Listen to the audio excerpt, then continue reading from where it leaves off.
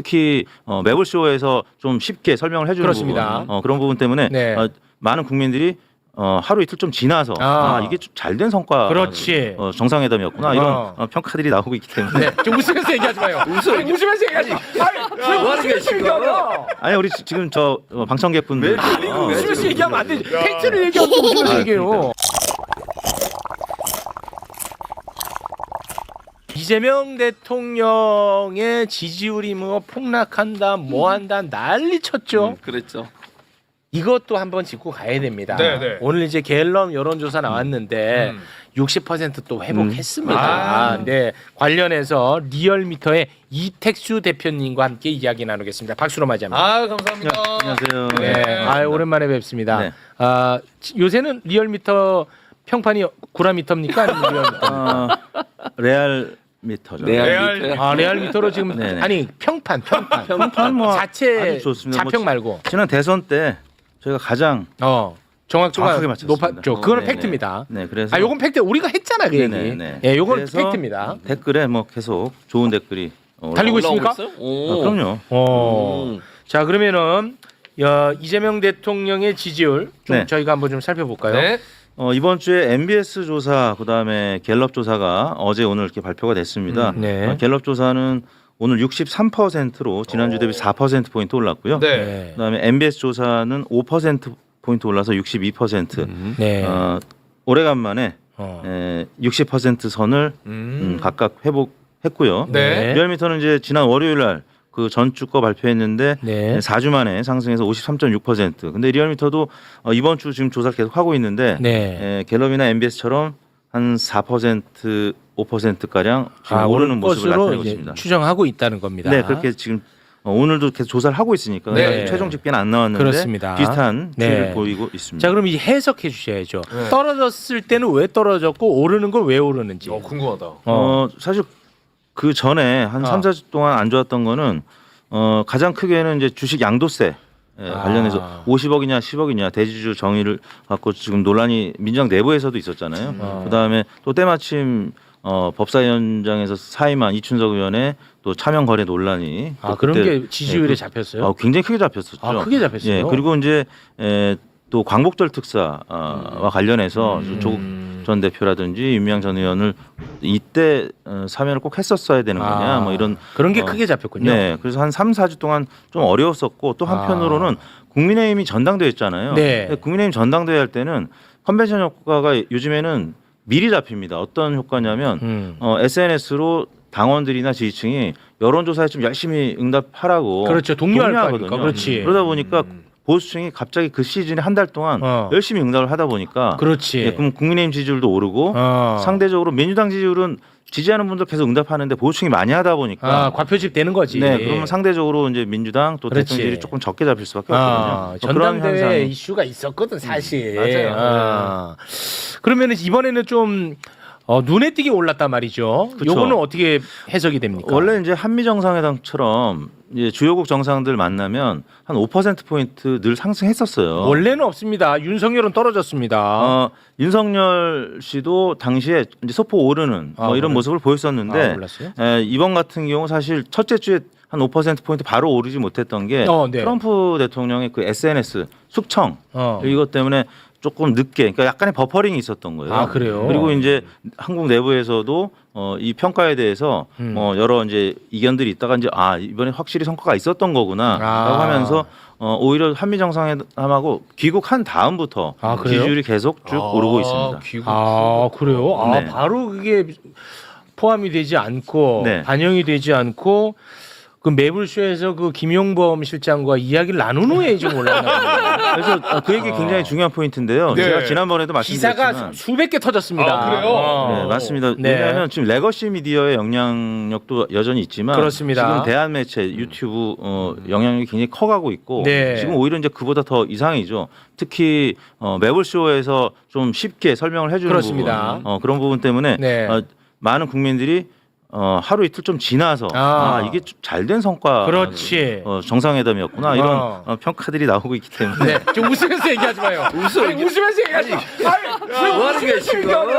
아니 우리 지금 저 방청객분들 웃으면서 얘기하면 안 되지. 팩트를 얘기하는데 웃으면서 얘기해요. 저도 거기에 이익을 했다는 건 분명하죠. 어떤 일이죠? 김용우 실장 나올 때도 옆에 앉아가지고 아. 열심히 설명했잖아요. 같이. 그랬었던가요? 이 사람이 무관한 개인적 의견이라니. 이 사람이 근데 진짜. 여담입니다만 네. 김용범 정치실장. 실장님이 굉장히 점잖으신 분이고 네. 그래서 맞아요. 원래는 다른 유튜브 채널에서도 예. 잘안 꼴이 많이 나와요. 있었어요. 예, 노잼이에요. 네. 딴 데는.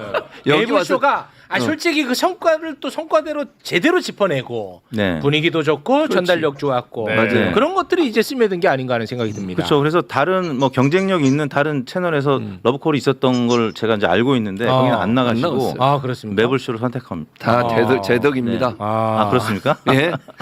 세 분이서 뭐 하시는 거? 인정하세요. 인정할 거는 이 사람이. 알겠습니다. 예. 사실 저는 솔직히 이 지지율이 못마땅하거든요. 더 높아야 한다. 아니 왜냐하면 뭐 음.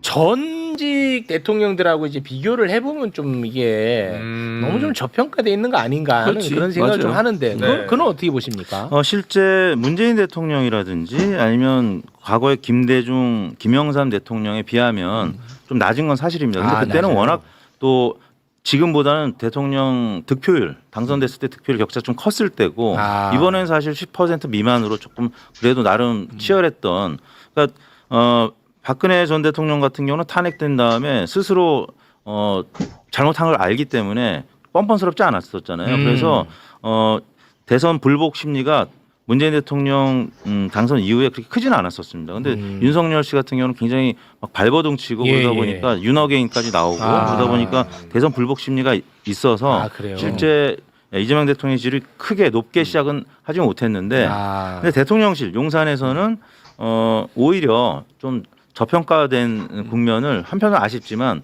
오히려 우리가 열심히 하면 더 오를 수 있는 여지가 있기 때문에 그런 부분은 조금 좀 긍정적으로 생각했었는데 실제 이재명 대통령 지지율이 초반에 쭉 오르다가 최근 3주 동안 좀 멈췄다가 네. 다시 60%대를 회복한 건데 실제 윤석열 전 대통령의 지금 이맘때 지지율은 28%에 그쳤었어요. 28%요? 네, 갤럽 기준으로 28%였고 리얼미터도 그때 20%, 29%를 찍은 적이 있거든요. 맞아요. 당시에 그랬어요. 아니 28%. 이거 물어보세요. 2020년 8월. 예, 이게 리얼미터가 29%, 그러니까 취임 100일 바로 전주입니다. 지금이랑 똑같은 시점에 조사한 건데. 진짜? 뭘 했길래 저때 아니 뭐 뭐였지? 바지에 똥 쌌나?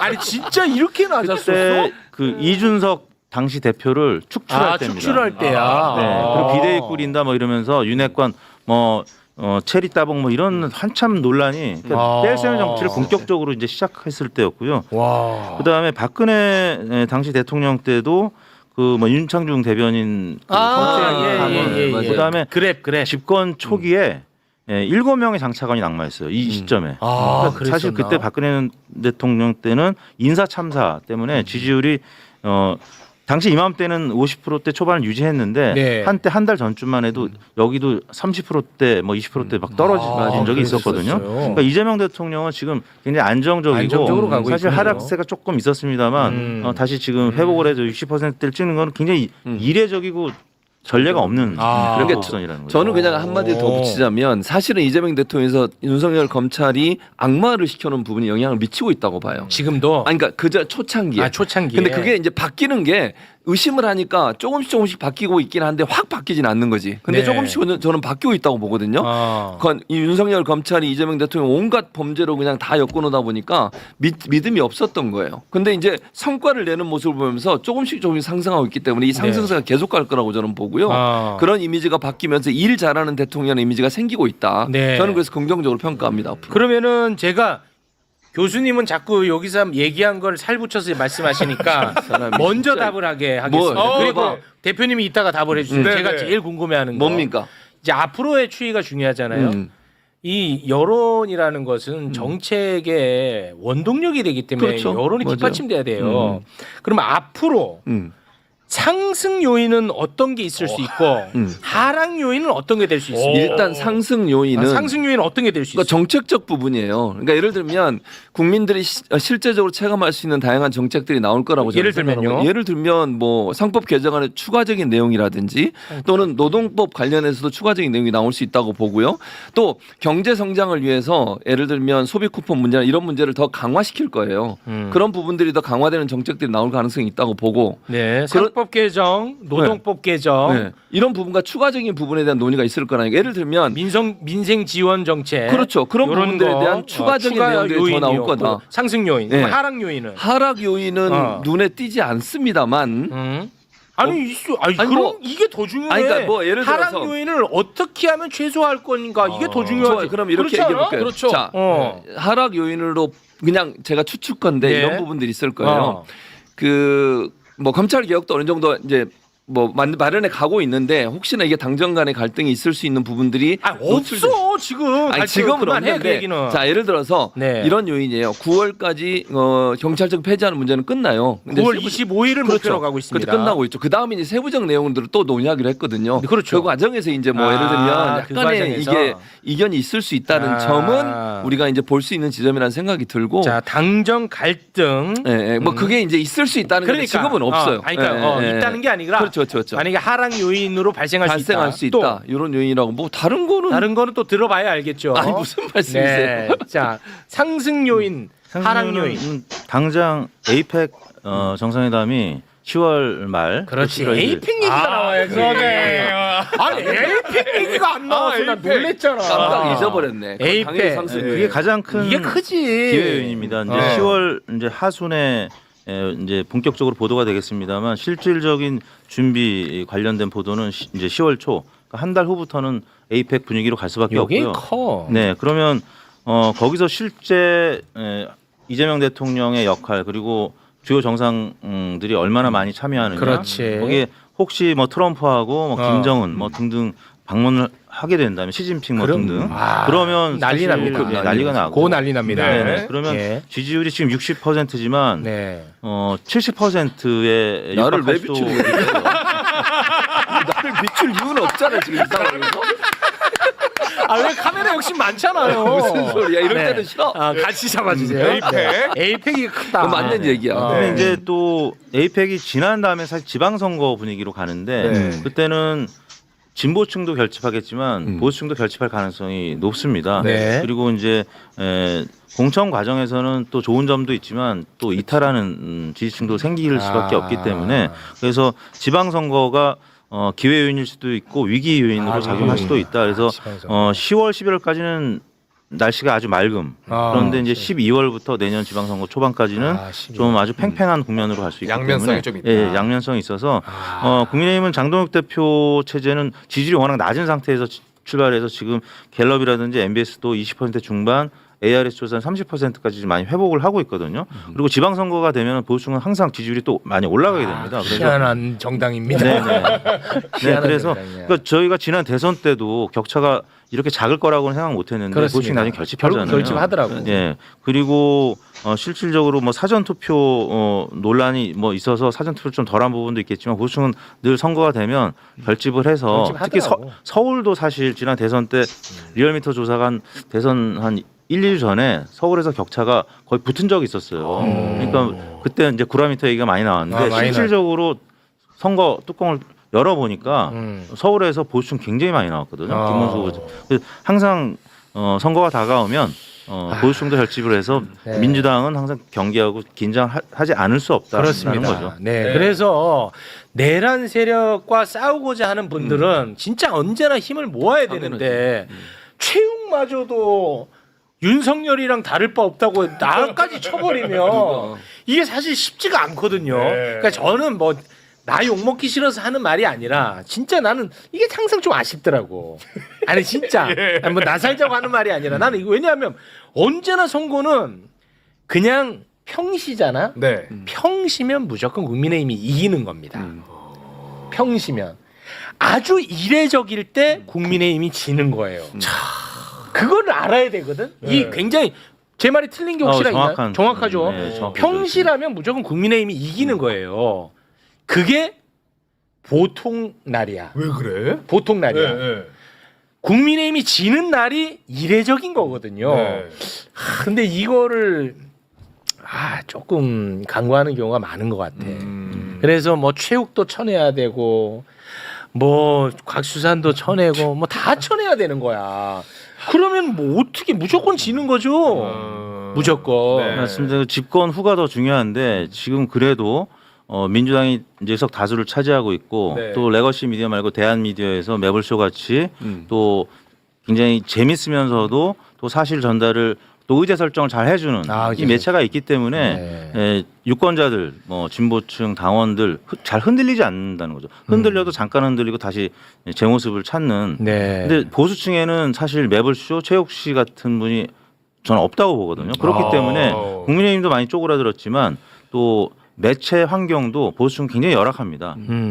좀 품격 있고 또 재미있고 이런 대한 미디어가 지금 별로 없기 때문에 네. 그런 면에서 보수층은 지금 갈 길 멀지만 네. 하나하나 지금 다시 재점검. 왜냐하면 뭐 우익도 좀 건전해야 저는 발전하는 거니까. 그 사람이에요. 네.